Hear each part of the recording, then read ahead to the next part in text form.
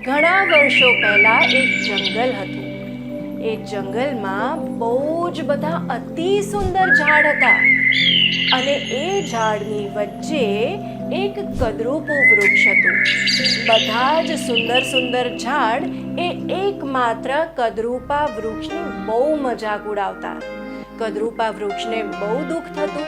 અરે બાપ રે, મને મારી તો બધા કેવી મજાક ઉડાવે છે, મને કોઈ પ્રેમ નથી કરતું, કોઈ નથી ઈચ્છતું કે હું તેમની સાથે રહું। આમ ને આમ એ કદરૂપું વૃક્ષ બહુ દુઃખી થઈને રહે છે। એવામાં એક દિવસ એ જંગલમાં એક કઠિયારો આવે છે।